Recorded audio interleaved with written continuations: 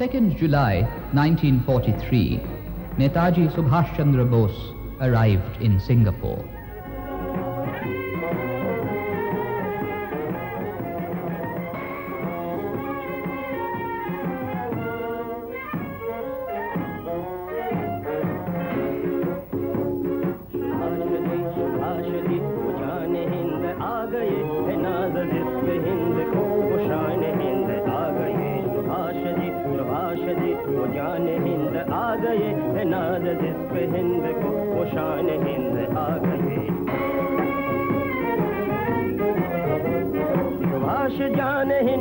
सुभाष मान हिंद है, सुभाष आन हिंद है, सुभाष शान हिंद है, सुभाष जी वो जान हिंद आ गए, है नाज जिस पे हिंद को वो शान हिंद आ गए, सुभाष जी वो जान हिंद आ गए, है नाज जिस। On 4th July 1943, at a representative assembly of Indians living in Southeast Asia, Netaji accepted from Rash Bihari Bose the leadership of the Indian independence movement.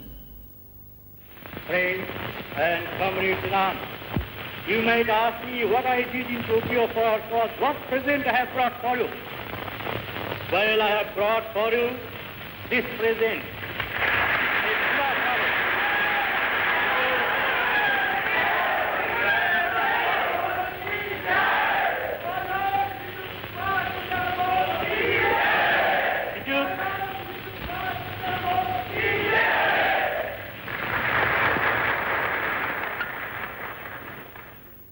In ringing tones and elegant Hindustani, Netaji spoke to the assembly, offering those who were prepared to follow him nothing but hunger, thirst, privation and death, on the historic march that would culminate in a victory parade at the Red Fort of Old Delhi.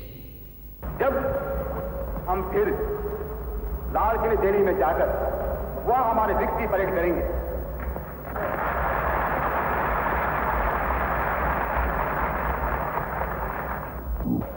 हमारे रास्ते में आएगी भूख, प्यास, तकलीफें, मुसीबतें, मौत। कोई नहीं कह सकता है जिन लोग इस जंग में शरीक होंगे उनसे कितने लोग निकलेंगे जिंदा होकर। कोई बात नहीं है हम जिंदा रहेंगे या तो मरेंगे, कोई बात नहीं है। बात कोई सही बात यह है, आम बात यह है, आखिर में हमारी कामयाबी होगी, हिंदुस्तान आजाद होगा। On 5th July 1943, Netaji announced to the world that India's army of liberation, the Azad Hind Fauj, had come into being.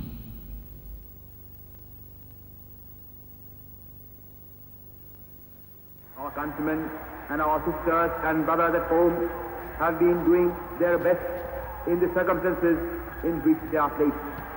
But the enemy is ruthless and desperate, and he is armed to the teeth. Against such a brutal foe, no amount of civil disobedience or of sabotage or of revolutionary terrorism can be of any avail. If therefore we want to expel British power from India, we have to fight the enemy with his own weapons. The enemy has already drawn the sword. He must therefore be fought with the sword. But it is not possible for our countrymen at home to organize an armed revolution and to fight the British army of occupation with modern arms. This is a task which must therefore devolve on Indians living abroad and particularly on Indians living in East Asia. Friends, if you compare the history of our national struggle with histories of similar struggles in other parts of the world, you will realize that we in India have lacked one thing and one thing alone. We lack the strength and organization whereby we can meet force with force. I am confident that with the help of my countrymen in East Asia, I shall be able to organize such a gigantic force as will be able to sweep away the British power from India in conjunction with those who have already been fighting at home. The hour has struck, and every patriotic Indian must advance towards the field of battle. Only when the blood of freedom-loving Indians begins to flow, will India attain her freedom. Inqilab Zindabad. Azad Hind Zindabad. Good evening. The first half of July 1943 marked the launch in Southeast Asia of the final war of Indian independence. So we thought that we would begin today's program by sharing with you a few of those memorable moments from the first half of July 1943. Netaji's arrival at the Singapore Aerodrome on the 2nd July, his reception and speech at Singapore's historic Cathay Theatre on the 4th of July, where he formally accepted the reins of the movement from Rash Bihari Bose.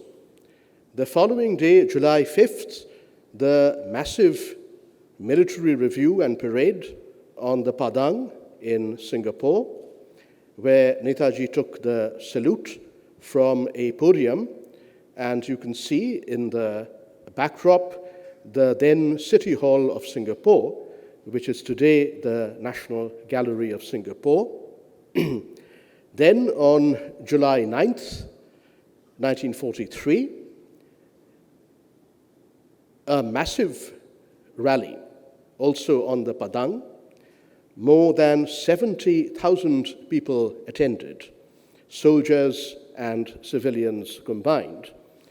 And it remains one of the largest gatherings, mass gatherings in Singapore to this day, more than 8 decades later.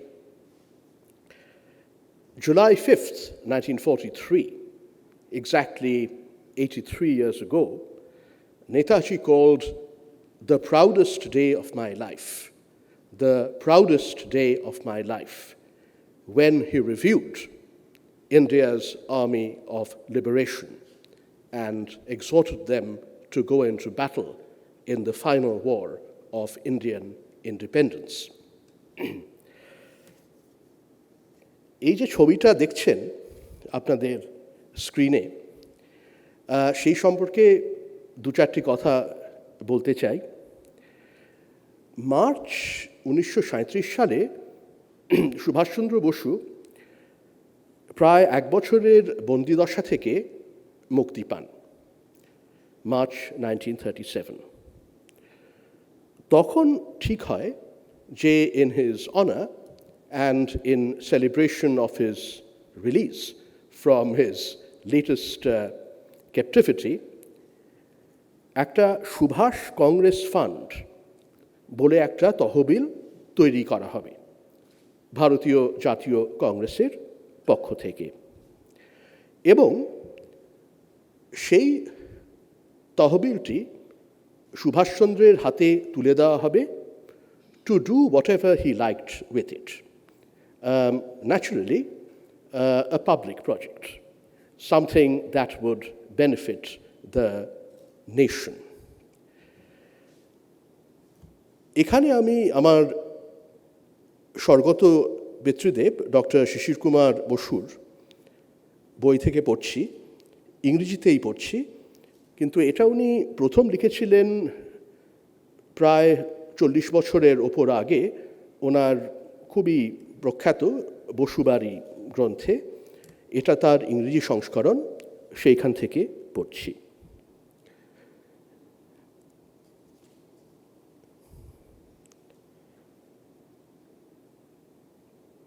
There was a growing feeling that there should be a Congress house in Calcutta, and that leadership in this matter should rest with Ranga Kakababu.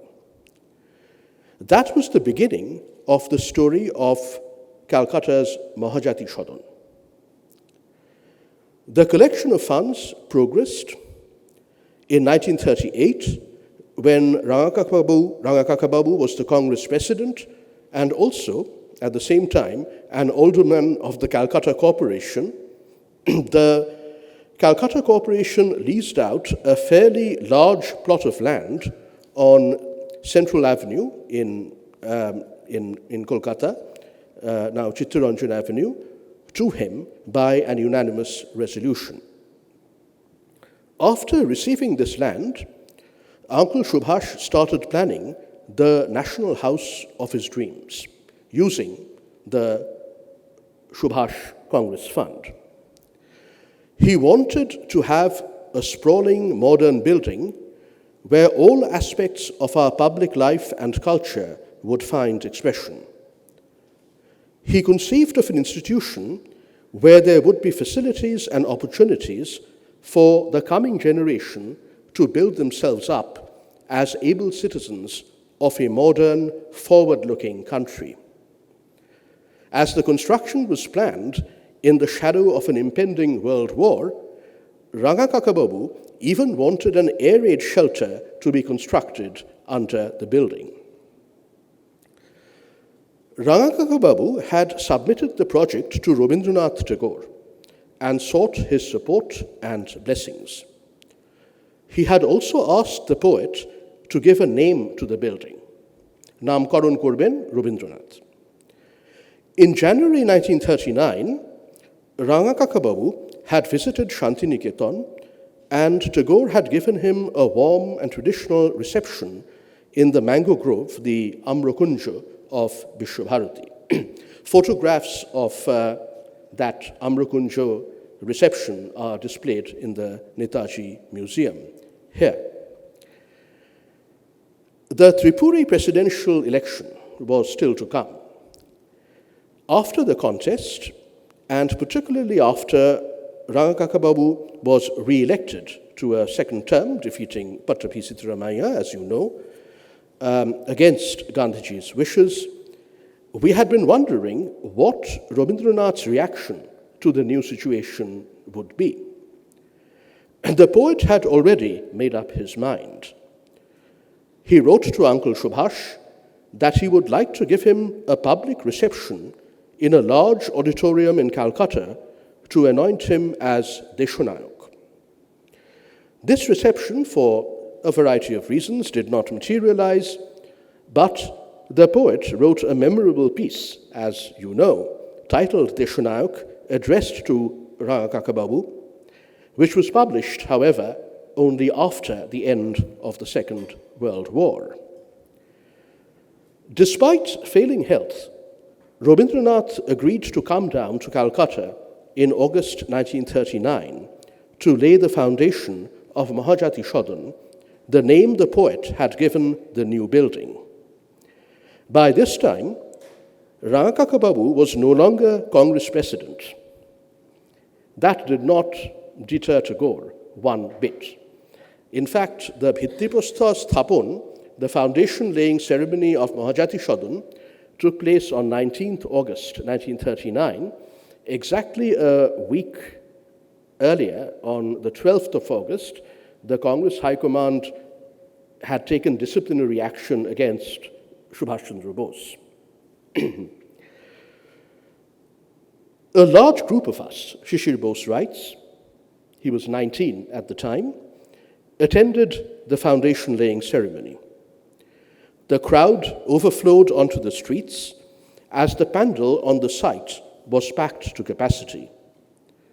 People wanted to see Rabindranath and Subhaschandra together on the same platform, a rare opportunity not to be missed. Volunteers had a hard time controlling the crowd. I was particularly keen to take photographs of the historic occasion, so Baba had gone there armed with his camera. But the enclosure was rather dark, and I did not have a flash gun on my camera.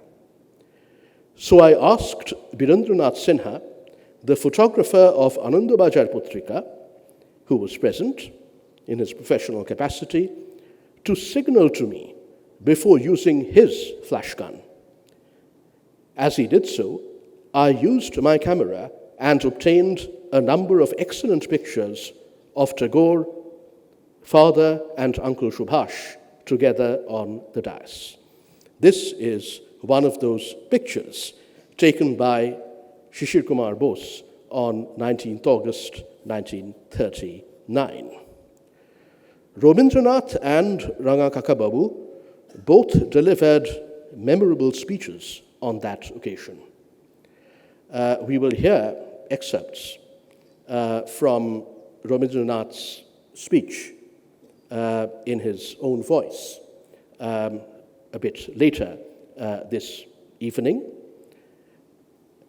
It is a pity, Shishir Bose writes, that subsequently Mahajati Shodun did not take the shape envisaged by the poet and his Deshonayak. So this is an evening on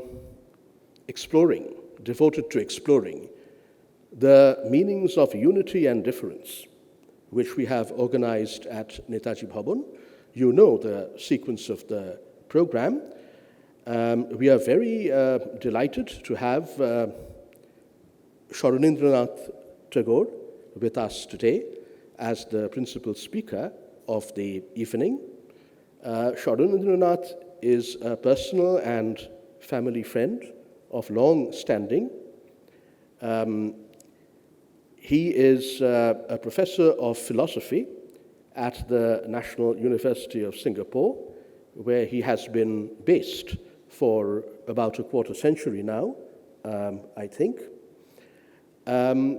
He is a member of Netaji Research Bureau, and last but not least, he is the great-grandson of the great Rabindranath Tagore. Saranindranath, it's wonderful to have you. We are looking forward to your address on unity and difference, Rabindranath Tagore's Humanism.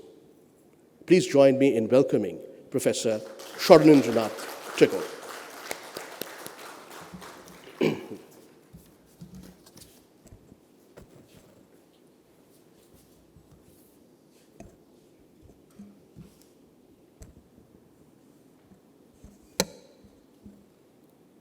Thank you very much for that kind introduction, Sumantra.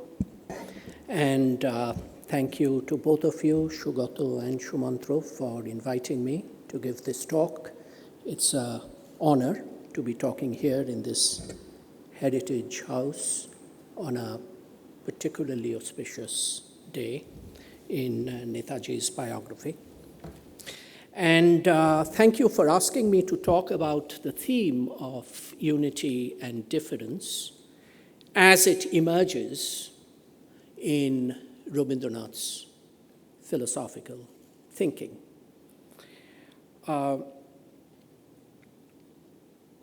In my talk today, I wish to profile some of the universalist dimensions of Rabindranath's philosophical thinking. I will argue that Rabindranath's universalism issues from a particular understanding of humanism, which has several real-world implications. I will consider briefly one such implication, namely the philosophy of education.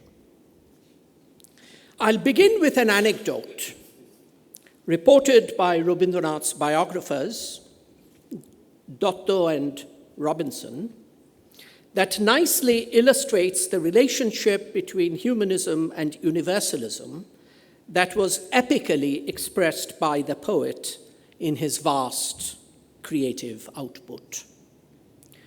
The story concerns Rabindranath Tagore, the poet's grandfather, who he never met, but may have silently been influenced in his own thinking on these matters. One evening in 1840, in London perhaps, somewhere in England, a young Max Muller, later to become the most famous Indologist of his times, had a meeting with Rabindranath. The story goes that Max Muller wanted to hear authentic Indian music, and Rabindranath complied by singing for him. We do not know what he sang. Perhaps he sang a folk song or improvised on a rag. This is all from the biography of Dr. and Robinson. I'm reporting it. Max Muller voiced his dislike not so much with Dwarkanath's singing as with the very nature of Indian music. Dwarkanath's response, some might say arrogant, surely a tad unfair given Max Muller's immaculate credentials as an Indologist, is nonetheless nuanced and instructive. Further, it provides an early example of a resistance towards attempts at generating a narrative of unity by eliminating alternative voices illustrative of difference. In this particular example of alternative musical civilizations, such a move will proclaim that there is one kind of music. Other forms of music do not count. Here is what Dwarkanath said, according to Datta and Robinson. So I'm quoting Datta and Robinson, quoting Dwarkanath. Dwarkanath says, "You are all alike. If anything seems strange to you and does not please you at once, you turn away. When I first heard Italian music, it was no music to me at all. But I went on and on till I began to like it, or what you call understand it. It is the same with everything else. You may say our religion is no religion, our poetry is no poetry, our philosophy is no philosophy. We try to understand and appreciate whatever Europe has produced, but do not imagine that therefore we despise what India has produced. And if you study our poetry, our religion, and our philosophy, you would find that we are not what you call heathens or miscreants, but know as much of the unknowable as you do, and have seen perhaps even deeper into it than you have," unquote. In this critique of impatience towards difference, riding on a defense of the autonomy of the globally dispersed plural, Dwarkanath is arguing that the very idea of the alien is at best a mirage and can be dissolved through repeated encounters with the unfamiliar. What motivates the encounter with difference? Why open the windows of a home, intimate and comfortable, to the disconcerting and turbulent outside, beyond the hearth? These and related questions were deeply embedded in Rabindranath's thinking, raised against the horizon of the human, making possible conversations across traditions. It is as if Rabindranath is echoing his grandfather's sentiment when he wrote in a letter to his friend C.F. Andrews, I quote Rabindranath, "Whatever we understand and enjoy in human products instantly become ours, wherever they might have their origin. I'm proud of my humanity when I can acknowledge the poets and artists of other countries as my own. Let me feel with unalloyed gladness that all the glories of man are mine." Yes, there is difference, but they are unified within the folds of the human. Some recent French philosophers, such as Jean-François Lyotard, has argued, rightly or wrongly, that the European Enlightenment tradition had spawned a way of thinking that flattened difference by imposing a narrative of unity that is achieved through elimination. This is an operation for Rabindranath. There is in operation for Rabindranath a counter-Enlightenment conception of unity that celebrates difference without sacrificing unity. It is possible to rescue the idea of human unity, Rabindranath always thought, without eliminating the richness of difference. The different is not alien, but also human. Rabindranath writes, I quote from Creative Unity, We must know that the great mind of man is one, working through the many differences which are needed to ensure the full result of its fundamental unity. When we understand this truth in a disinterested spirit, it teaches us to respect all the differences in man that are real, yet remain conscious of our oneness, and to know that perfection of unity is not in uniformity, but in harmony. Unquote. Rabindranath is saying that the human condition is unified at a fundamental level by carefully attending to the many differences, cultural and otherwise, that animate our globally dispersed existence. Differences are real, but insofar as they are differences within the orbit of the human, they adhere to a fundamental basal unity. How does Rabindranath argue for this point? One finds a clue in a remark he made to his friend Albert Einstein in a conversation they had on the nature of reality in Kaput, a suburb of Berlin, in July 1930. The great poet and the great scientist, both wearing philosopher's hats in that occasion, diverged on a singular issue. Einstein maintained that truth was independent of human consciousness, whereas Rabindranath maintained that truth was dependent on human consciousness. To make his point, Einstein said, quote, "We do things with our mind even in our everyday life for which we are not responsible. The mind acknowledges realities outside of it, independent of it. For instance, nobody may be in this house, yet the table remains where it is," unquote. This view contradicted Rabindranath's assertion in the same conversation that truth is essentially human. Otherwise, whatever we individuals realize as truth never can be called truth. Many commentators on this conversation have interpreted this agreement in the context of Einstein's disagreement with the philosophical underpinnings of quantum physics, which he couldn't quite agree with. That's a long story in the philosophy of science. That is not my point today. I simply bring up this conversation to highlight Rabindranath's contention that questions of truth and reality must be understood as related to the possibilities of human consciousness. In the same conversation, Rabindranath constructs a brilliant analogy, this is important for my purposes, wherein he says that for the moth that eats the paper, literature is non-existent. I repeat, for the moth that eats the paper, literature is non-existent.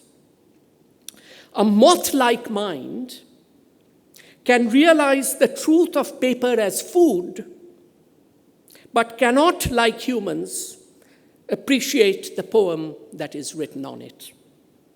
In other words, there is a unity to the human condition because we are all constituted by a range of meaning-forming possibilities that are not open to other sorts of cognitions, like moth-like cognitions. Rabindranath expressed this idea in a great poem, Ami, included in the collection Shamuli, published in 1936. For those of us who know Bangla, I'm assuming most of us here, I'll read the opening lines in Bangla and then read an English version in Kaiser Huck's translation to make my point, in the event that there may be somebody here who doesn't speak Bangla or know Bangla. So here's the Bangla, just the first few lines. Amari chetonar range panna holo shobuj, chuni utlo ranga hoye. Ami chok mellum akashe, jole utlo alo, pube poschime. গোলাপের দিকে চেয়ে বললুম সুন্দর সুন্দর হলো সে তুমি বলবে এ যে তত্ত্বকথা এ কবির বাণী নয় আমি বলবো এ সত্য, তাই এ কাব্য। এ আমার অহংকার, অহংকার সমস্ত মানুষের হয়ে, মানুষের অহংকার পটেই বিশ্বকর্মার বিশ্বশিল্প। অনুবাদটা: My consciousness turns emerald green, ruby deep red. I turn my gaze to the sky. It lights up from east to west. Lovely, I say, looking at the rose, and it grows lovely. You'd complain it's mere theory, not a poetic utterance. I'd say it's the truth, hence this is poetry. Such is my conceit, which I feel on behalf of mankind. Unquote. এবার আমি বলছি। The Bengali words that Rabindranath uses, that Hawke translates as conceit, implies a recognition of the root Sanskrit word aham, made famous by the utterance of the Brihadaranyaka Upanishad, aham brahmasmi, I am Brahman, pointing to the unity of all existence. Here, aham is universal consciousness and not merely my consciousness. My consciousness participates in a structural unity that is inscribed in the possibilities of human consciousness as such. Making this point in an essay entitled Supreme Man, Rabindranath writes, I quote, "How can we call extra-human the world whose fundamental truths are found by man in conformity with the innate principle of his thought? That is why a modern scientist describes the universe as the creation of the mathematical mind. But even this mathematical mind is not beyond the bounds of the human mind.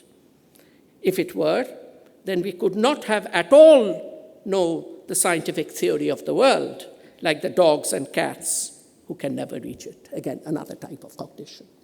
Unquote. Accordingly, Rabindranath's account of human unity admits difference, because unity is not achieved through the elimination of difference, but by celebrating these differences, which we can all access through sympathy and practice.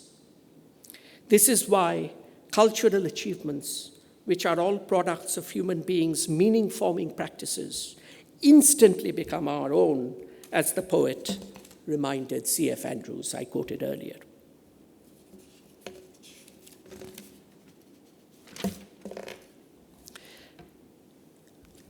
Lest the poet's position be misunderstood, he's not thinking of human beings as rootless nomads, shaped by what he called colorless cosmopolitanism, but rather his view is that universal humanism that is textured by the idea of unity, embracing difference, must begin within the folds of a tradition.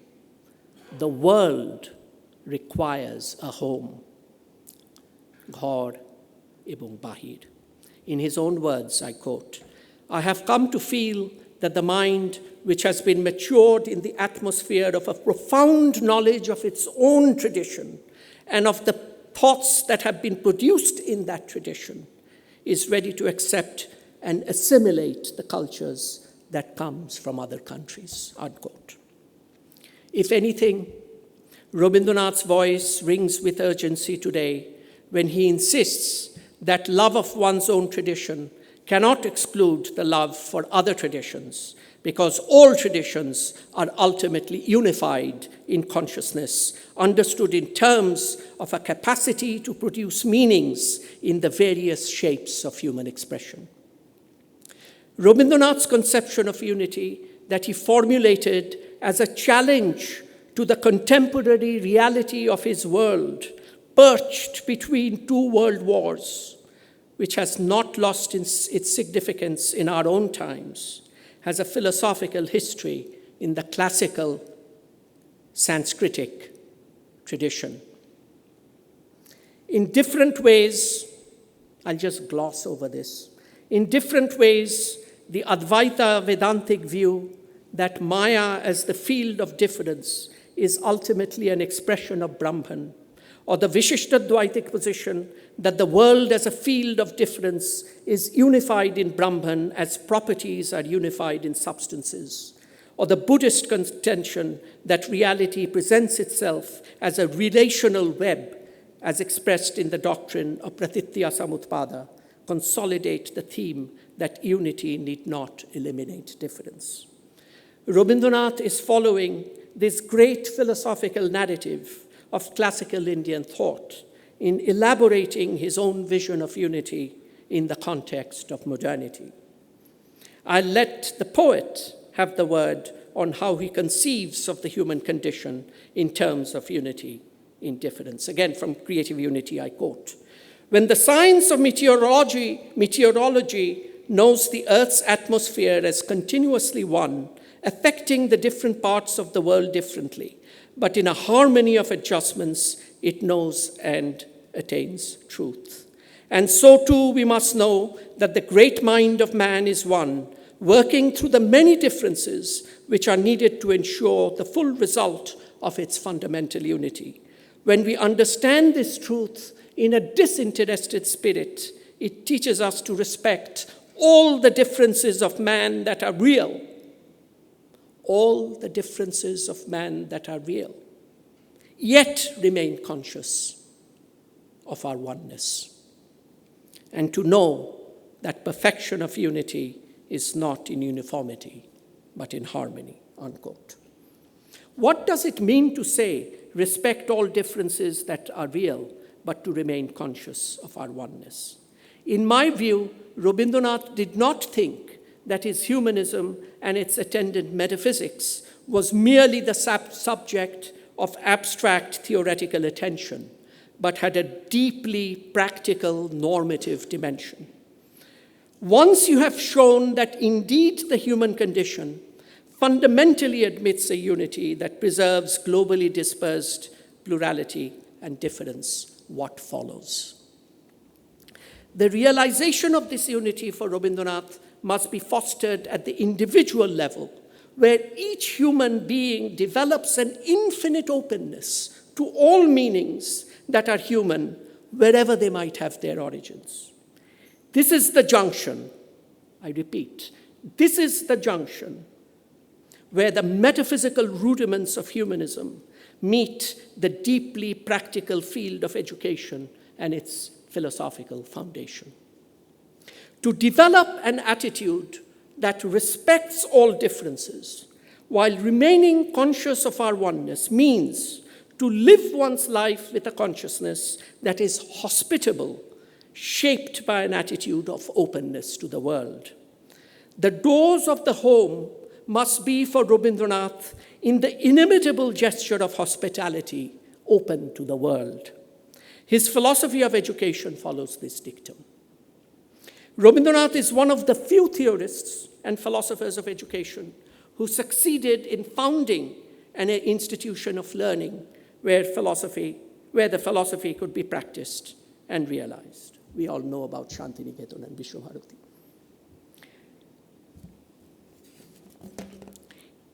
He founded these institutions, Vishwabharati, Pathabhavan, etc., in Shantiniketan, on a philosophical foundation of universal humanism, which I've been describing. In a lecture delivered in Tokyo on the ideals of education, the poet said, here he connects education with humanism, quote, "We should have faith in ideals that have matured in the spiritual field through ages of human endeavor after perfection. The golden crops that have developed in different forms and in different soils, but whose food value for man's spirit has the same composition.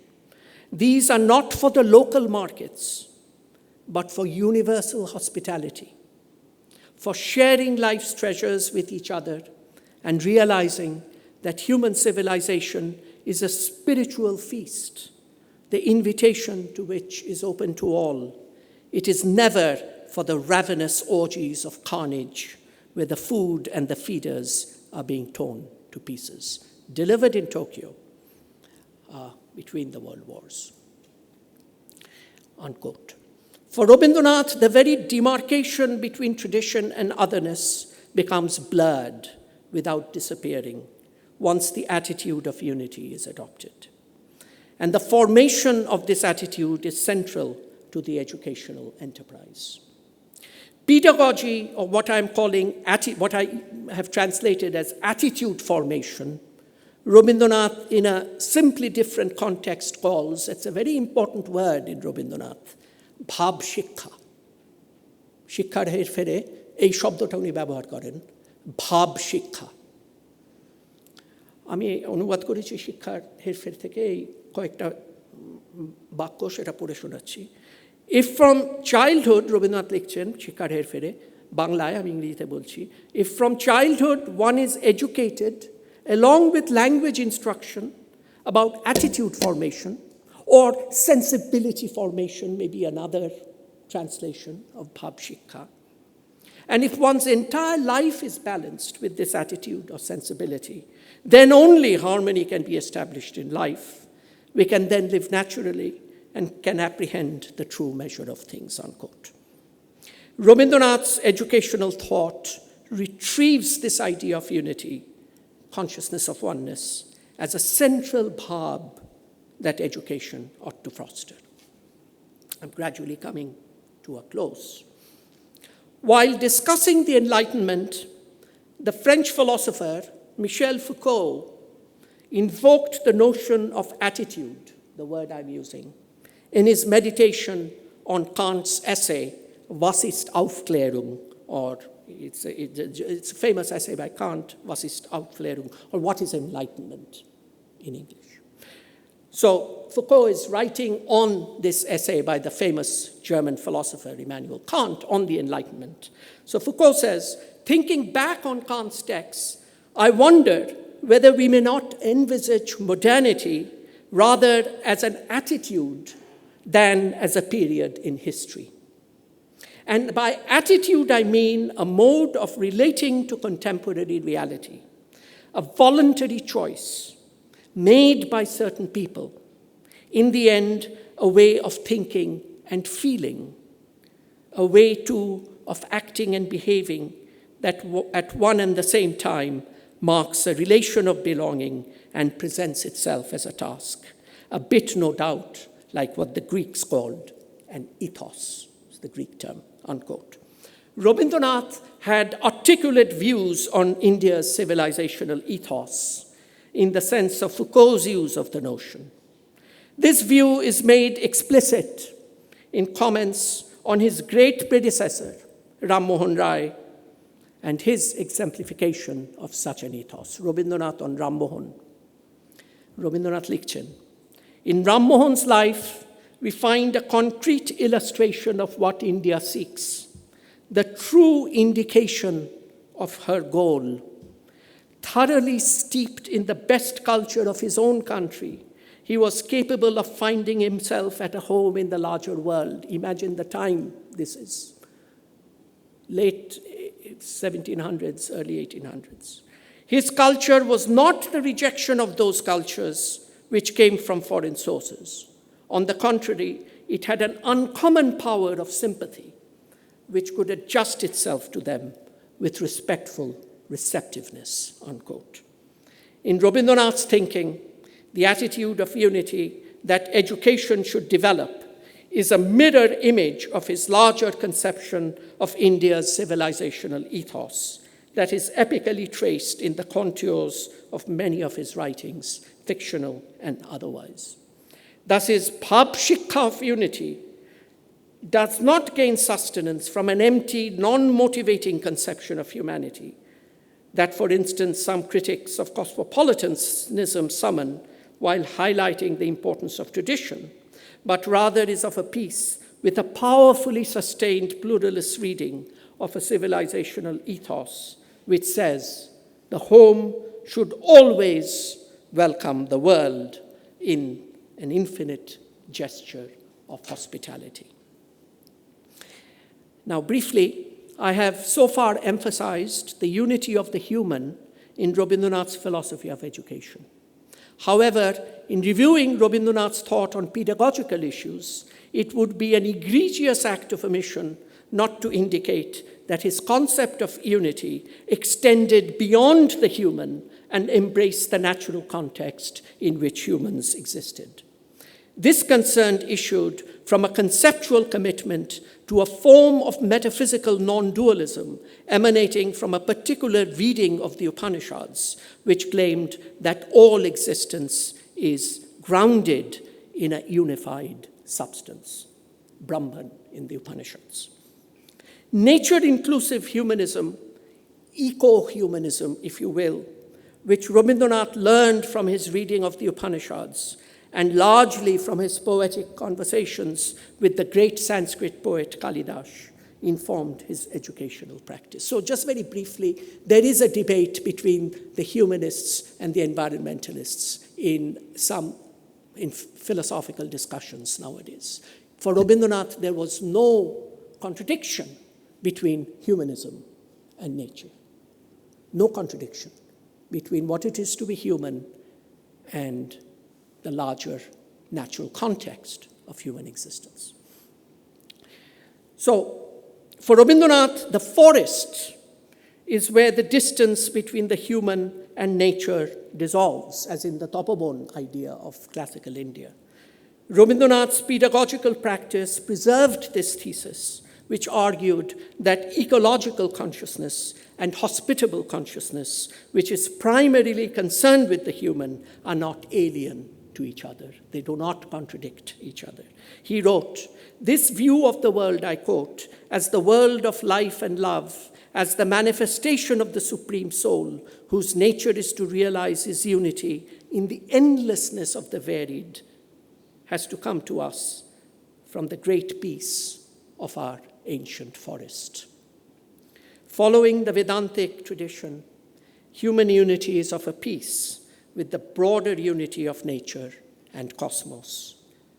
The great poetic prose in Attaparichaya, beautifully translated by William Radice, he sets forth this idea with great beauty. I quote from Attaparichaya, Radice's translation. "To this poet," Rabindranath writes, "who fashions my life out of all my good and bad, strong and weak points, I have given the name of Jibon Devata in my poetry. I do not just think that he forms all the separate fragments of my being into a unity, so as to bring it into consonance with the universe. I also believe he has brought me to this present life from some previous existence via a strange stage of forgetfulness, and that a strong memory derived from his power of my flowing journey through the universe continues to remain subtly within me. This is why I feel so ancient a harmony with the trees and animals and birds of this world. That is why I do not find the vastness and the mystery of the world either alien or terrifying," unquote.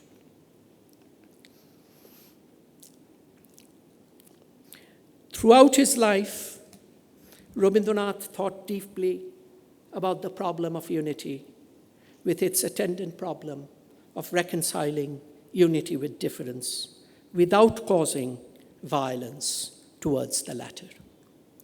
One of the unique features of his undertaking was that he did not only think about the problem in the abstract, but tried to work out its practical ramifications. For him, the problem was not abstract, but was related to the issue of human flourishing, and actually built an institution as microcosm that can be emulated, now a World Heritage Site, as you know, where such flourishing can happen. However, I'm coming to a close. However, near the end of his life, in a moment of tragic realization, Rabindranath understood that expansive humanist sensibilities are in danger of erasure with the unfurling of nationalist violence in Europe. In his last great essay, Shobhotar Sankat, Crisis in Civilization, written and delivered a few months before his death as a message to his academic community in Shantiniketan. Rabindranath sensed this danger. He wrote in that essay, I quote, "The demon of barbarity has given up all pretense and has emerged with unconcealed fangs, ready to tear up humanity in an orgy of devastation. The spirit of violence, which perhaps lay dormant in the psychology of the West, has at last roused itself and desecrates spirit of man. As I look around, I see the crumbling ruins of a proud civilization strewn like a vast heap of futility. And yet, I shall not commit the grievous sin of losing faith in man, humanism to the end. I would rather look forward to the opening of a new chapter in his history after the cataclysm is over and the atmosphere rendered clean with the spirit of service and sacrifice." Much of his life, he argued and worked towards the establishment of the conditions of possibility whereby precisely the carnage he was witnessing could be avoided. These conditions were not just inscribed in the arguments, but also the concrete educational institutions in Shantiniketan. His philosophy of education served as a condition of possibility for a radically reimagined world where unity and difference could coexist without conflict. In Crisis in Civilization, Shobhotar Shankot, while despairing over the ruinous state of the world, Rabindranath yet realized in a moment of hope that perhaps such a world is still possible in the future. Dwarkanath's small disagreement with Max Muller on the matter of music we started with is of a piece with this great Rabindric problem of how to think a world without conflict and violence. Humanism accommodates together distinctive autonomy, shotantrata, of the particular and the oneness, oikota, of the universal. I end with Rabindranath's masterful summing up of the main theme of today's talk, as only he could. He writes in Shikhar Milon, "Ekakar hawa, ek hawa noy." I repeat, ekakar hawa, ek hawa noy. Thank you.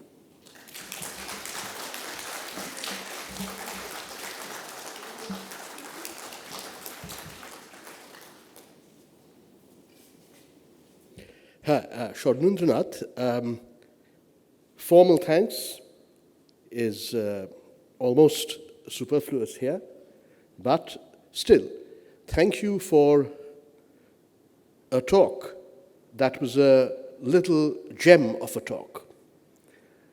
Not just engaging, but truly enlightening. Wonderfully crafted and delivered with the passion this subject of unity and difference in Rabindranath's thought in this instance deserves.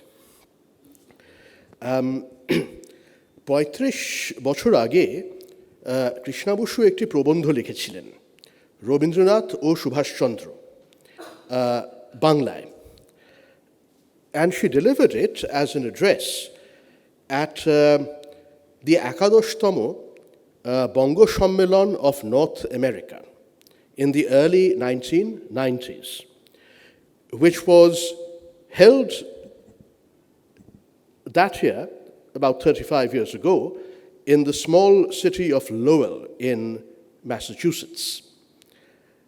Later, some 25 years later, I remember Mama inaugurating the Nikhil Bongo সম্মেলন, the Bongo সম্মেলন, of North America in the larger city of Houston in the year 2015. I will read to you a few passages from the English translation, also published now, of the original Bengali article, and I trust you will find it relevant and interesting. Rabindranath Tagore and Subhas Chandra Bose are the two most iconic figures late modern Bengal has produced. The nature of their relationship is, however, not very well known. এ নিয়ে খুব কিন্তু চর্চা হয়নি যতটা হওয়া উচিত ছিল। Recently, Calcutta celebrated the tricentenary of its founding in 1690. The ceremonies included the cutting of giant-sized cakes and horse carriage processions on the streets. বিশাল আকারের কেক কাটা হচ্ছে 300 বছর এর জন্মদিন 1990 সালে এবং রাস্তায় জুড়ি গাড়ি চলছে মানে 19 শতাব্দীর কলকাতার মতো। Amid the frivolity, we seem to forget to remember our real legacy, bequeathed to us by our great figures, exemplified during the first half of the 20th century in the realm of culture and civilization by Tagore, and in the sphere of the political by Bose. Sometimes I feel that outsiders are more alive to this legacy than we Bengalis are. I recall that sometime during the 1960s, Zulfikar Ali Bhutto briefly visited Calcutta when he was Pakistan's foreign minister.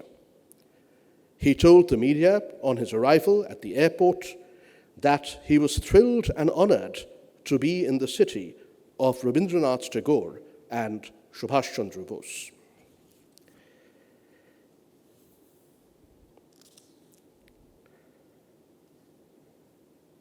Towards the end of 1938, as we all know, Netaji decided to seek a second one-year term as Congress president, this time against Gandhiji's wishes.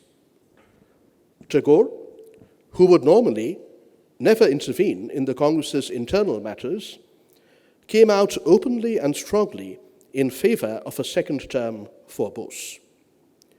He asked Nehru to come to Shantiniketan to discuss the matter with him. In a letter to Nehru, Tagore's secretary Anil Chandra wrote, and I quote, "In his, that is Tagore's, opinion, and in the opinion of all of us too, there are only two genuine modernists in the Congress High Command, you and Subhas Babu. Your active cooperation is already secured by your being chairman of the National Planning Committee that Netaji had set up towards the end of 1938 and invited Nehru to be its chairman. And he, Tagore, is therefore very eager to see Subhas Babu again elected as Congress president."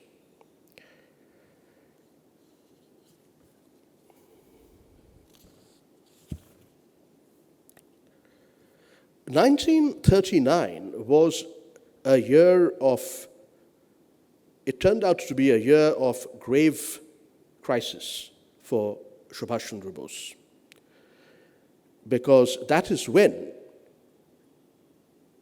the friction with the dominant leadership of the Indian National Congress came to a head after his resounding victory over Sitaramaiah in the contested presidential election.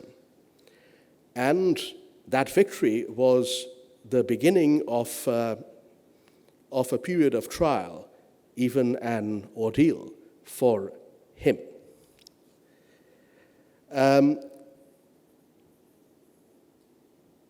We all know that Subhashchandra Bose was ultimately compelled to resign. He felt compelled to resign the Congress presidency, which he did on the 29th April 1939 at the AICC meeting held in Calcutta's Wellington Square. Throughout this ordeal, Rabindranath Tagore stood like a rock of support to Subhashchandra Bose. When Subhas was at Tripuri, the Congress session was held in a place called Tripuri in Madhya Pradesh that year. He was ill and was coping with the hostility of many of his colleagues. Tagore handwrote a letter addressed to him, which was not sent but is preserved. In the letter, Tagore expressed deep concern about Subhas's health and sympathy for the ordeal he was going through. He also repeated his desire, which he had already asserted in January 1939, to publicly felicitate Subhas. Then, on 29th March 1939, Tagore wrote to Gandhi. In this letter, he expressed shock and distress at how Subhas had been treated at Tripuri. He appealed to the Mahatma to immediately apply balm on those wounds with his own hands to avoid aggravating the situation further. Gandhi wrote back with a very brief acknowledgement of receipt of the letter, but maintained a stony silence on Tagore's heartfelt request. On 2nd April 1939, Rabindranath wrote to Subhaschandra, urging him to stay steadfast and not contemplate resigning the Congress presidency, which he had won fairly and which was rightfully his. He told Subhas that the hopes of the entire Indian nation lay with him, and resigning would be a big mistake. He added that he was giving this advice in India's interest, not in Subhas Chandra's own interest. When Netaji resigned at the end of April, he received a telegram from Shantiniketan. In the telegram, Rabindranath said that the decency and restraint Subhas had shown had reinforced his faith in Subhas's leadership, and told him that the apparent defeat would pave the way to ultimate victory. On 12th August 1939, the Congress High Command took disciplinary action against Subhas Chandra Bose. Tagore immediately sent a telegram to Gandhi. In the telegram, he wrote that in the interests of India as a whole, and of Bengal in particular, he was urging the Congress Working Committee to immediately rescind the decision on Subhas Chandra and instead to invite his wholehearted cooperation in a spirit of national unity. So this was the context for the Mahajati Shodhan meeting a week later on 19th August 1939. Tagore and Bose met for the last time in early July of 1940 in Calcutta. A couple of hours after they met, Netaji was arrested for the 11th and last time in his political life from this house and taken away to the city's presidency jail. Flash forward a little bit, the Great Escape has taken place, once again from 38/2 Elgin Road. When news of the disappearance became public, it was made public as part of a carefully prearranged plan. On the 27th of January 1941, that was a Monday, Netaji, of course, had left this house on the intervening night of 16th, 17th January, 10 days earlier. There was naturally consternation across the country. And even in the midst of a raging world war, the quote-unquote disappearance of this top Indian leader made international news. Mahatma Gandhi sent a telegram to Sharad Bose. Wire truth. He was always looking for the truth. He was always in search of the truth, as we well know.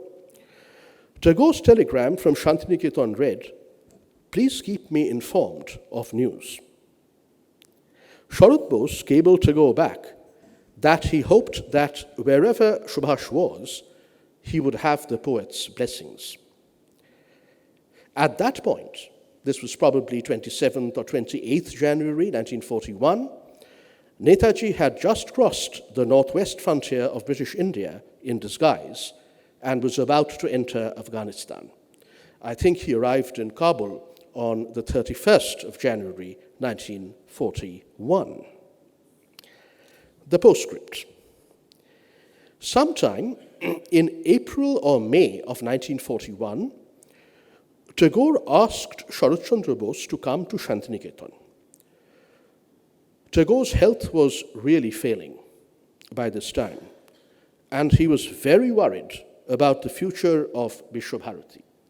And we all know, in retrospect, how right he was to be extremely worried about its future. He wanted to discuss Vishwabharati matters urgently with Saranindranath Bose and wished Sharat and other eminent persons of high public standing to play an active role in Vishwabharati's affairs once he himself was no longer there. So Saranindranath Bose and Vibhavati Bose went to Shantiniketan to meet the ailing poet and stayed there for at least a couple of days. During their conversations, Tagore brought up the missing Subhas and said to Sharat in Bengali, "Tumi amake bolte paro. Tumi amake bolte paro. You can tell me." It was a difficult moment for Sharat Bose, who had kept the truth that Gandhiji sought from him, even from his and Subhas's aged and widowed mother, Vibhavati Bose, who was living in this house. She passed away at the end of 1943 and was naturally worried to death about her missing son. By this time, Sharat Bose had received news that his younger brother had arrived in Berlin, where he was living in disguise under a fictitious Italian identity, Orlando Mazzotta. After a moment's hesitation, Sharat told Tagore that Subhas had reached Berlin and was safe and well.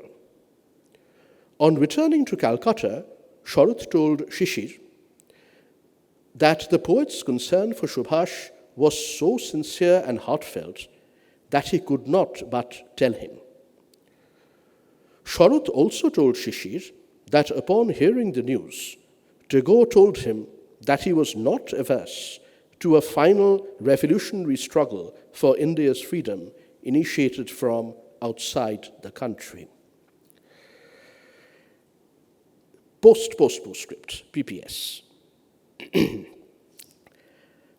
Sometime in 1984, the year 1984, during a visit that Shishir and Krishna Bose made to Shantiniketan, they asked Rani Chando, the widow of Tagore's secretary, Anil Chando, whether she had any memories of a visit by Sharat and Vibhavati Bose to Shantiniketan in 1941. Mrs. Chando said that one evening Tagore wished to speak confidentially with Sharat Bose.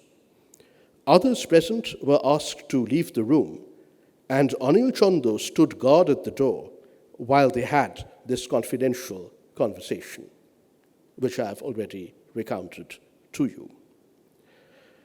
3 months after this meeting, Rabindranath Tagore passed away.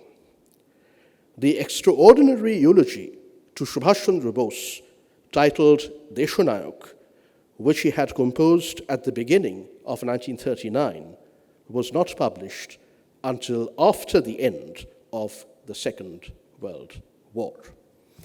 So that's it about Rabindranath and Subhaschandra. Well, we started with that footage just over an hour ago. When I was listening to Saranindranath's exposition of Tagore's thinking on unity and difference, the phrase that struck me most strongly, was unity is not about uniformity, but about harmony. The Azad Hind Fauj, or the Indian National Army, and the broader movement that it was part of under Netaji's leadership was an exemplary, unparalleled showcase of harmony of the communities and peoples of the subcontinent. Netaji showed in practice that this could be done, that unity could only be forged not by the enforcement of uniformity, but through the building of harmony. So, can I now invite Professor Sugata Bose, chairperson of Netaji Research Bureau, to offer a response to Saranindranath's talk and perhaps a comment or two of his own on the subject of unity and difference. Professor Sugata Bose.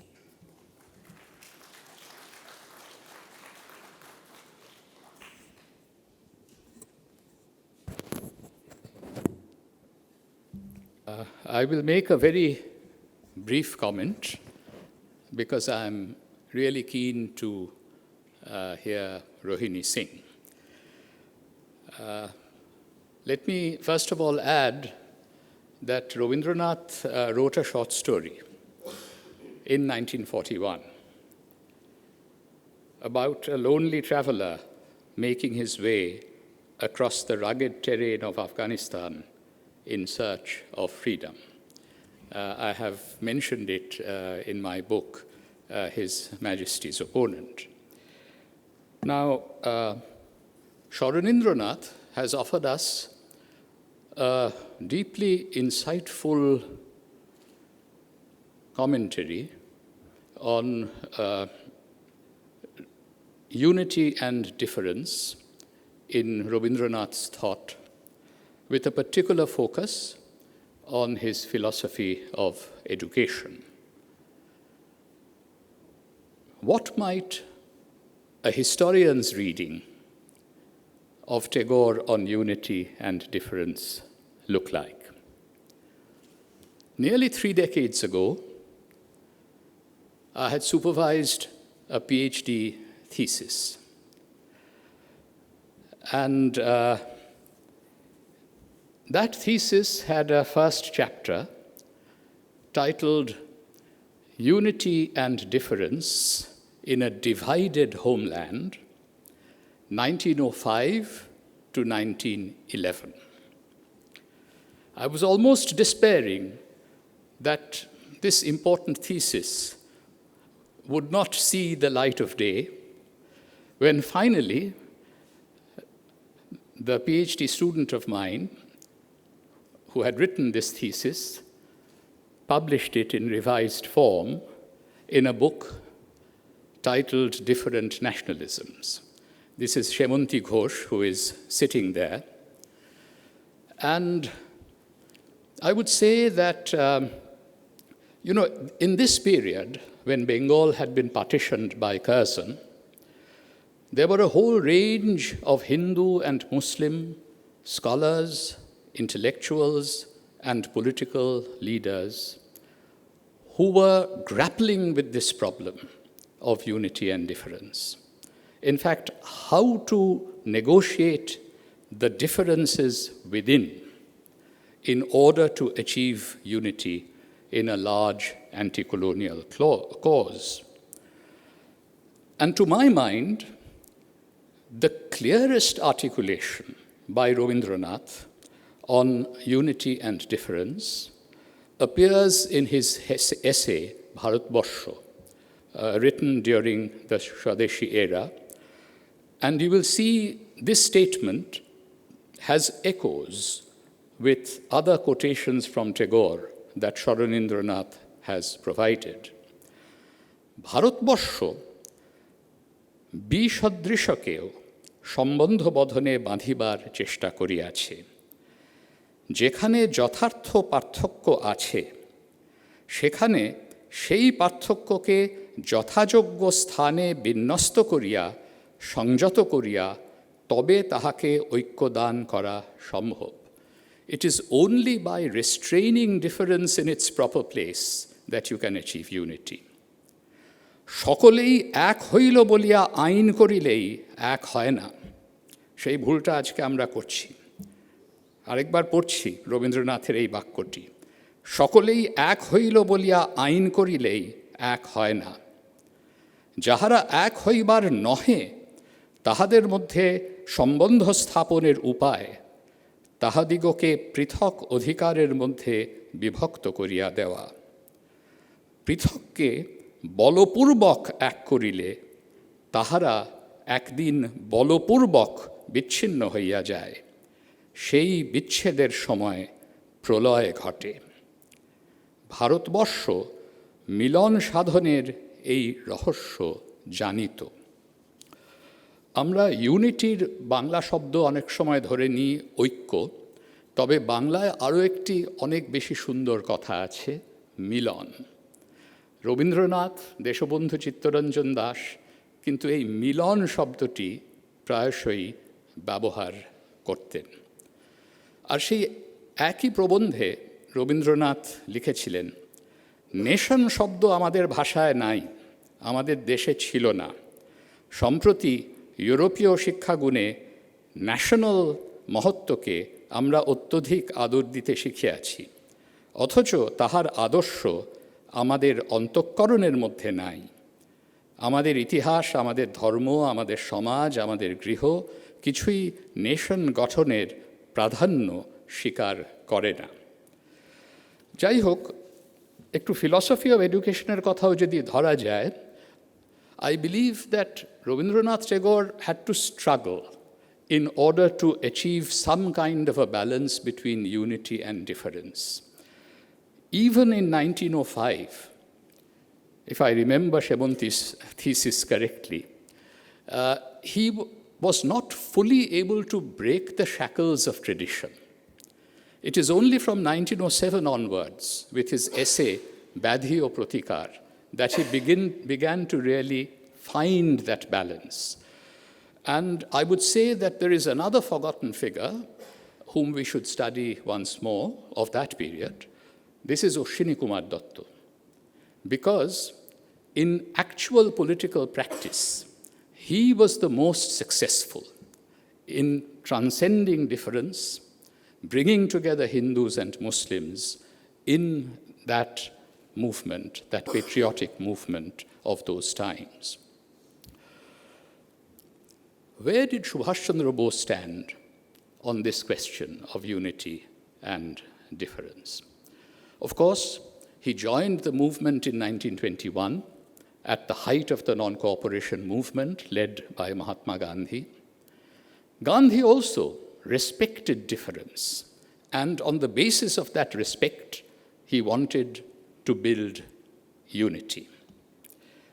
And he was remarkably successful during the non-violent non-cooperation movement of 1920 to 1922. But there was a problem. He was able to build unity in the political struggle, but in those days, he would not even dine together with his closest political comrades, Maulana Shaukat Ali and Maulana Muhammad Ali Johar.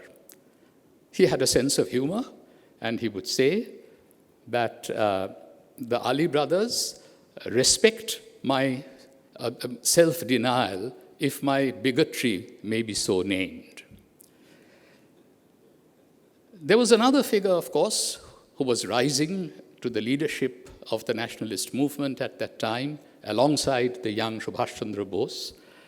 This was Jawaharlal Nehru. Now, Gandhi was not uncomfortable with religion. He knew, that we had to accept religious sensibility, religious faith. He was simply opposed to religious prejudice in the political sphere. Nehru was rather impatient about religion, and when there was conflict between Hindus and Muslims, communal riots in 1926, reflecting back on those, he wrote in his autobiography, in a chapter titled Communalism Rampant, that religion, what a killjoy it has been. Subhaschandra Bose understood that one had to respect religious faith, religious sensibility, religion as culture, but in his public life, he never made any distinction among Hindus or Muslims or Sikhs or Christians. And he was also very different, if I may use that word, from Mahatma Gandhi of the 1920s. In a very major speech that he gave in Pune at the Maharashtra Political Conference, he made a powerful argument for cultural intimacy among India's different communities. He lamented the fact that religious communities were so exclusive. And he felt, and he used that phrase, religious fanaticism was the biggest obstacle in the path of cultural intimacy. And that is what he strove to achieve in his entire political life. And I think we should remember today that Deshobandhu Chittaranjan Das, Rabindranath himself, of course, Sharat Chandra Bose, Subhas Chandra Bose, were deeply spiritual persons, but they were absolutely fair and just in their political lives. And we have just talked about what the Azad Hind Fauj was all about. Sumantra was mentioning that.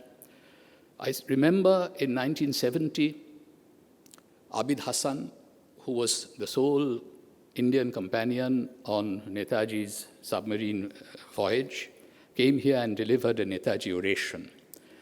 And he was describing the role of the Azad Hind Fauj in the Battle of Imphal. And this is what he said. What a group we were, and ours was but a unit among many of its kind in our army. I felt proud, and I feel more proud today that I belong to it. Baluchis were there among us, and Assamese, Kashmiris, and Malayalis, Pathans and Sikhs, and Gujaratis, proud members of classes called the martial, and those till then denied reputation for martial valor, but who proved in battle that they could by their deeds claim equal honor. Every region in India was represented, and every religion and every caste mixed inseparably together, not only in bigger formations, but even in small platoons and sections, each unit being a living tribute to the unity of India. We had our different private faiths, and we had our different languages, but in our purpose and in our political belief, we were a well-knit, determined, and indivisible whole. Now, when the INA prisoners were brought to the Red Fort and the Kabul lines, Mahatma Gandhi went to see them. And the INA soldiers told him that under the leadership of Netaji Subhaschandra Bose, they had absolutely no differences. They were completely united. And here the British are trying to serve us Hindu tea and Muslim tea. Gandhi asked, "Why do you suffer it?" And Netaji's soldiers replied, "We don't. We mix Hindu tea and Muslim tea that is offered by the British in equal measure and then serve." And the same with food. Gandhi smiled in approval. So, as in many other instances, I think Netaji's example had led to Mahatma Gandhi changing his mind. He had begun to accept that cultural intimacy among India's religious communities must in fact be the bedrock of Indian unity. I will close by taking you back to that photograph. In fact, behind Rabindranath Tagore and Sharat Chandra Bose and Subhas Chandra Bose, on the left, you see two rather important figures of that time. Ashrafuddin Ahmad Chaudhuri, who was a close lieutenant of Netaji from Kumilla, and Humayun Kabir, the great educationist. Now, Rabindranath দেশপ্রেমিক ছিলেন, কিন্তু আমরা সাধারণ অর্থে জাতীয়তাবাদী বলতে যেটা বুঝি তা কিন্তু উনি ছিলেন না। মহাজাতি বলতে তিনি কি বোঝেন তার সুন্দর বিশ্লেষণ তিনি দিয়েছিলেন তার বক্তৃতায়। তিনি বললেন, আজ এই মহাজাতি সদনে আমরা বাঙালি জাতির যে শক্তির প্রতিষ্ঠা করবার সংকল্প করেছি তা সেই রাষ্ট্রশক্তি নয় যে শক্তি শত্রু মিত্র সকলের প্রতি সংশয় কণ্টকিত। মহাজাতি কি নয় তা প্রথমে তিনি পরিষ্কার করে দিলেন। তারপরেই বিবৃত হল মহাজাতি কি তার অপূর্ব বর্ণনা। জাগ্রত চিত্তকে আহ্বান করি, যার সংস্কার মুক্ত উদার আতিথ্যে মনুষ্যত্বের সর্বাঙ্গীন মুক্তি অকৃত্রিম সত্যতা লাভ করে। মনুষ্যত্বের সর্বাঙ্গীন মুক্তি, the all-round freedom of humanity. That's the essence of Tagore's humanism. বীর্য এবং সৌন্দর্য, কর্মসিদ্ধিমতী সাধনা এবং সৃষ্টি শক্তিমতী কল্পনা, জ্ঞানের তপস্যা এবং জনসেবার আত্মনিবেদন এখানে নিয়ে আসুক আপন আপন বিচিত্র দান। আমরা আজকে বলতে পারি যে সেখানেই ছিলেন রবীন্দ্রনাথ, সৃষ্টি শক্তিমতী কল্পনার প্রতীক, আর ছিলেন সুভাষচন্দ্র বসু, কর্মসিদ্ধিমতী সাধনার প্রতীক, একজন জ্ঞানের তপস্যার প্রতীক, অন্যজন জনসেবার আত্মনিবেদনের প্রতীক। রবীন্দ্রনাথকে বিশ্বকবি বলে উল্লেখ করে সুভাষচন্দ্র তাকে এই জাতীয় যজ্ঞে পৌরোহিত্যের পদে আহ্বান করেন। সুভাষচন্দ্র কখনোই সংকীর্ণ জাতীয়তাবাদী ছিলেন না। তার অভিভাষণে সুভাষচন্দ্র বলেছিলেন, এই ভূমিতেই সেই আন্দোলনের জন্ম হয়েছিল যার দ্বারা আমাদের ধর্ম ও কৃষ্টি সংস্কারের মধ্য দিয়ে পুনর্জীবন লাভ করেছে। এই আন্দোলন প্রাদেশিকতার গণ্ডি মানেনি, এমনকি জাতীয়তার গণ্ডিও অতিক্রম করেছিল। রামমোহন ও রামকৃষ্ণ যে বাণী দিয়েছিলেন তা কি বিশ্বমানবের জন্য নয়?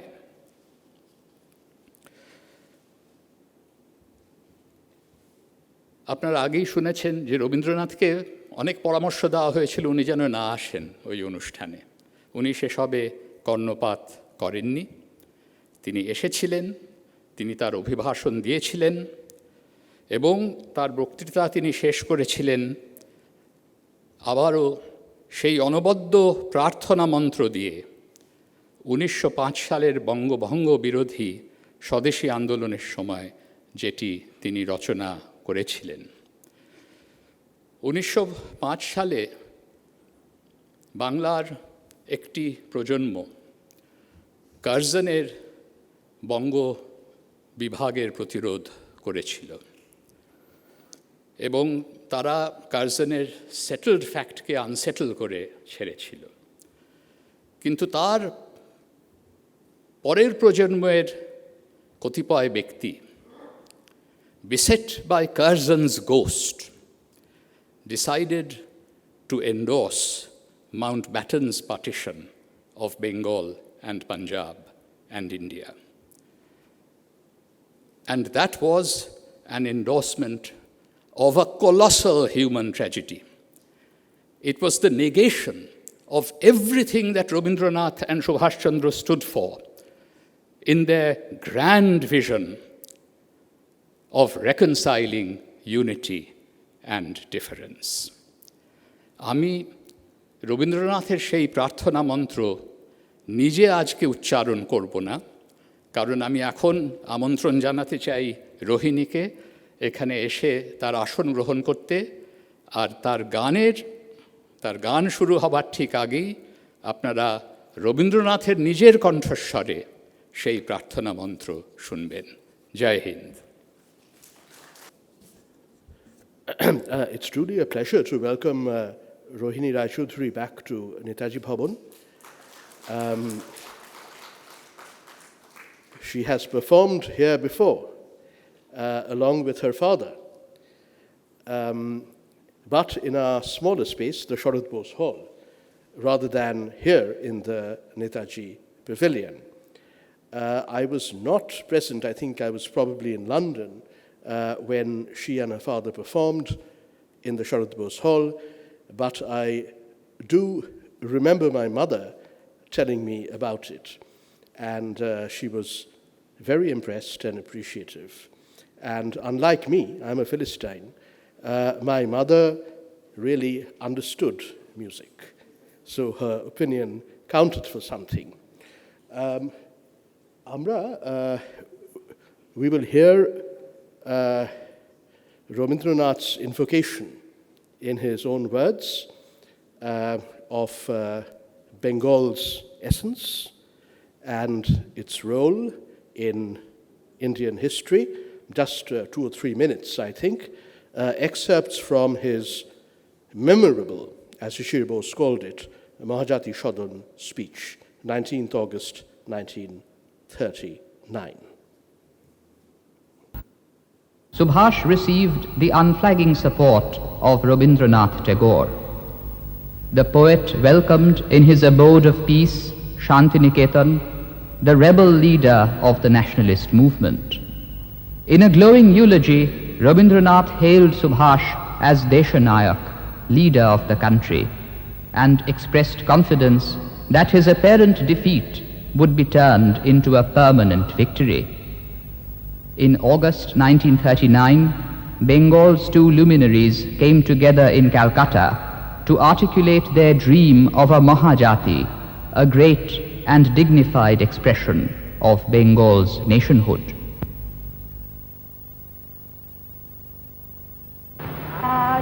Mahajati Shabane, Amra, Bangla Jati, যে শক্তির প্রতিষ্ঠা করবার সংকল্প করেছি তা সেই রাষ্ট্রশক্তি নয় যে শক্তি শত্রু মিত্র সকলের প্রতি সংশয় সন্তর্কিত। জাগ্রত চিত্তকে আহ্বান করি, যার সংস্কার মুক্ত উদার আতিথ্যে মনুষ্যত্বের সর্বাঙ্গীন মুক্তি অকৃত্রিম সত্যতা লাভ করে। এখান থেকে এই প্রার্থনা মন্ত্র যুগে যুগে উচ্ছ্বসিত হতে থাক। বাঙালির পণ, বাঙালির আশা, বাঙালির কাজ, বাঙালির ভাষা। সত্য হোক, সত্য হোক, সত্য হোক হে ভগবান। বাঙালির প্রাণ, বাঙালির মন, বাঙালির ঘরে যত ভাই বোন, এক হোক, এক হোক, এক হোক হে ভগবান। সেই সঙ্গে কথা যোগ করা হোক বাঙালির বাহু, ভারতের বাহুকে বল দিক। বাঙালির বাণী, ভারতের বাণীকে সত্য করুক। Namaskar. Good evening.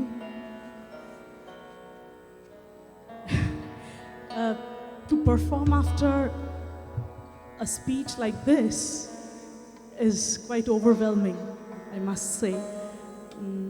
But I would like to express my heartfelt gratitude towards the Netaji Research Bureau Director, Professor Sumantra Bose, the Chairperson, Professor Sugata Bose, for inviting me on this historic day. It's an absolute honor to be here to perform. So, and also I would like to thank you for choosing this theme, which is ever so relevant in our times, the times that we are living now. To mic ta tola jabe. Also, my respect to you, sir, the respected speaker, Saranindranath Tagore, for this very enlightening talk and very inspiring indeed. I've tried to choose certain songs from Rabindranath's Swadesh Porjay, which talks about this idea of unity and difference, about how we can achieve unity without sacrificing the differences. And I begin with Hemor Chitto, which is the poem is Bharat Tirtho, and it clearly celebrates the differences of humanity in our subcontinent, and yet the harmony between the people.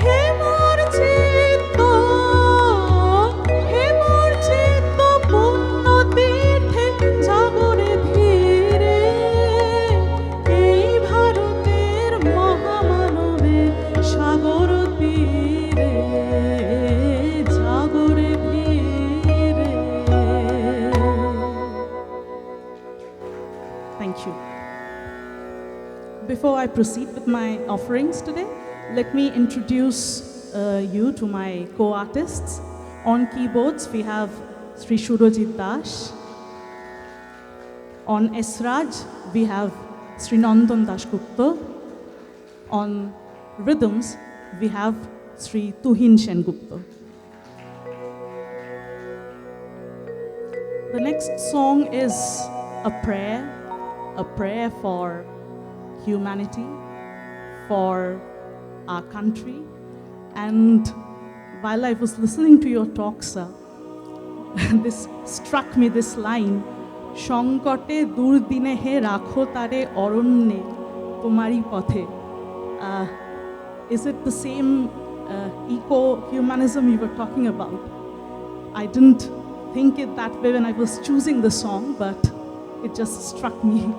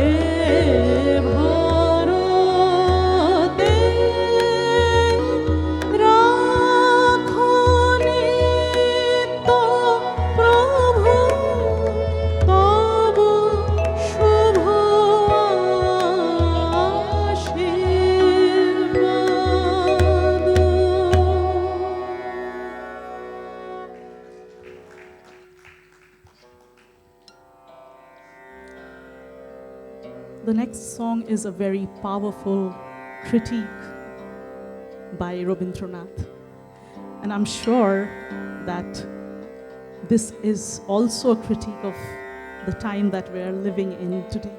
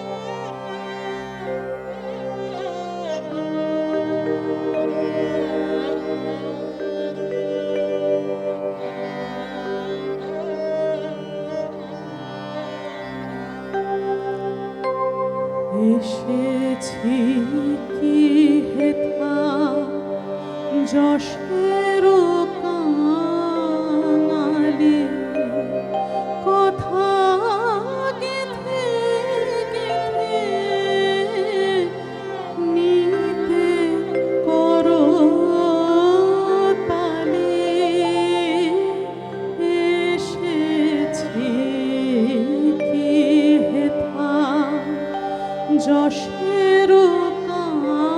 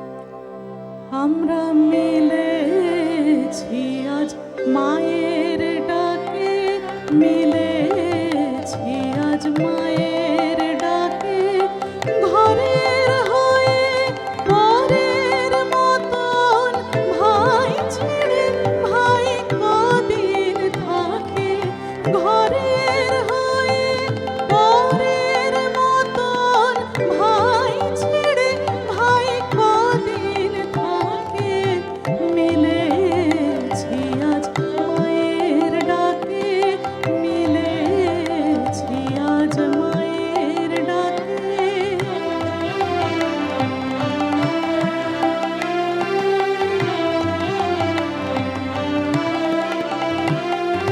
প্রাণের মাঝে থেকে থেকে আয় বলে ওই ডেকেছে কে, প্রাণের মাঝে থেকে থেকে আয় বলে ওই ডেকেছে কে, সে গভীর স্বরে উদাস করে আর কে করে ধরে রাখে, মিলেছি আজ মায়ের ডাকে, মিলেছি আজ মায়ের ডাকে।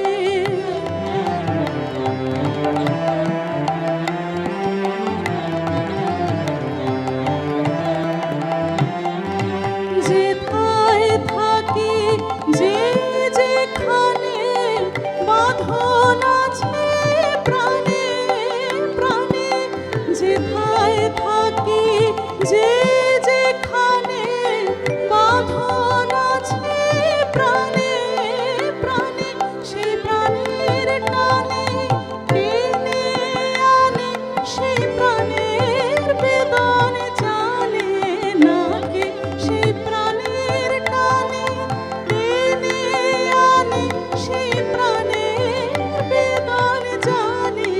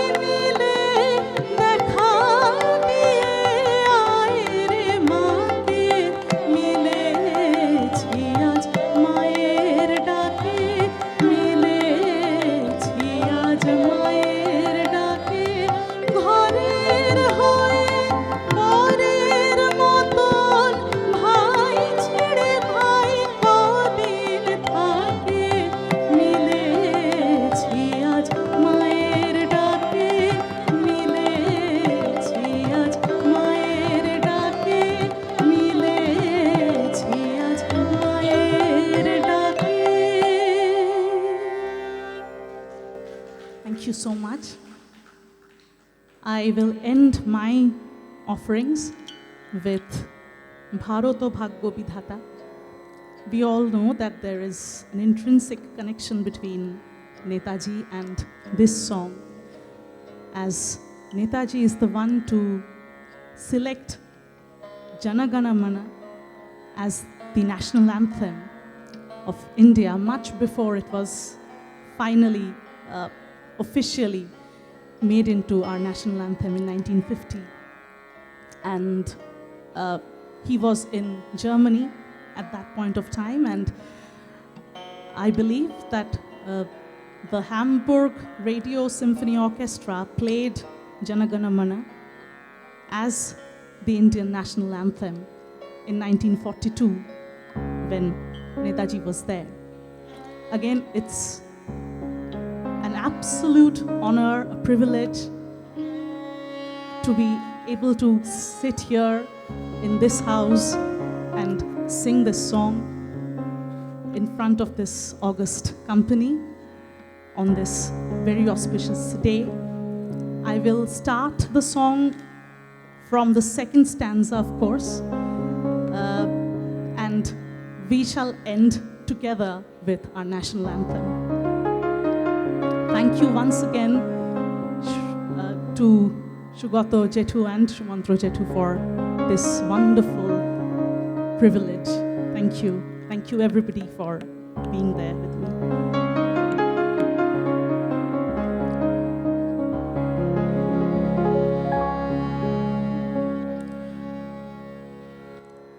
অহরহ তব আহ্বান প্রচারিত শুনি তব উদার বাণী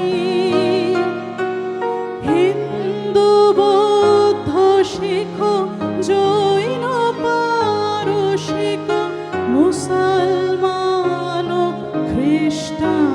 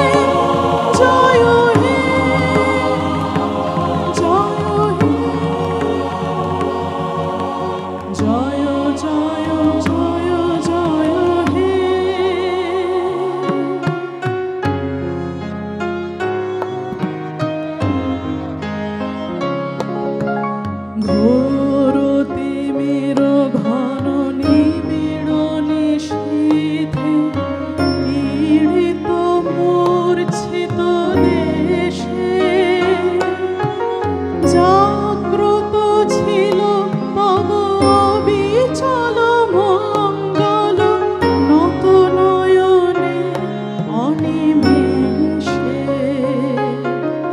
দুঃস্বপ্নে আতঙ্কে রক্ষা করিলে অঙ্কে স্নেহময়ী তুমি মাতা জনগণ দুঃখ ত্রায়ক জয় হে ভারত ভাগ্য বিধাতা জয় হে জয় হে জয় হে জয় জয় জয় জয় হে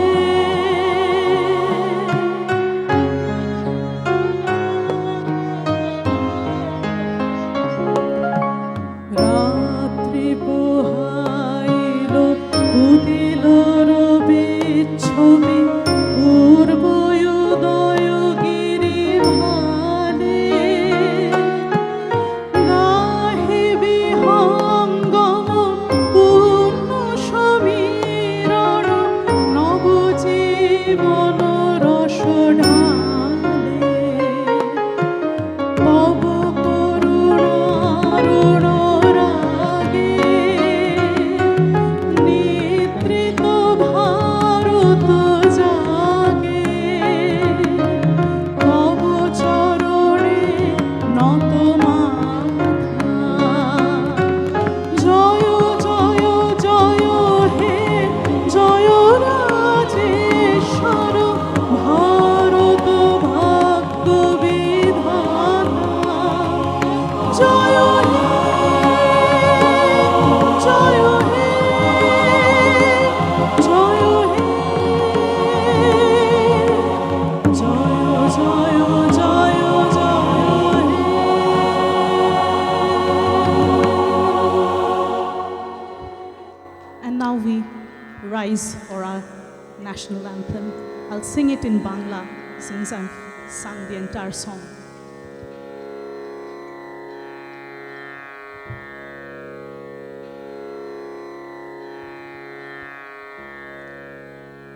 জনগণ মন অধিনায়ক জয় হে ভারত ভাগ্য বিধাতা পঞ্জাব সিন্ধু গুজরাট মারাঠা দ্রাবিড় উৎকল বঙ্গ বিন্ধ্য হিমাচল যমুনা গঙ্গা উচ্ছল জলধি তরঙ্গ তব শুভ নামে জাগে তব শুভ আশিস মাগে গাহে তব জয় গাথা জনগণ মঙ্গলদায়ক জয় হে ভারত ভাগ্য বিধাতা জয় হে জয় হে জয়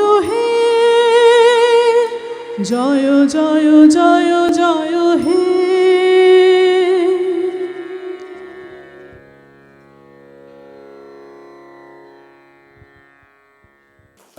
I'm sure you will all agree that that was a fitting finale to our evening of exploring the meanings of unity and difference.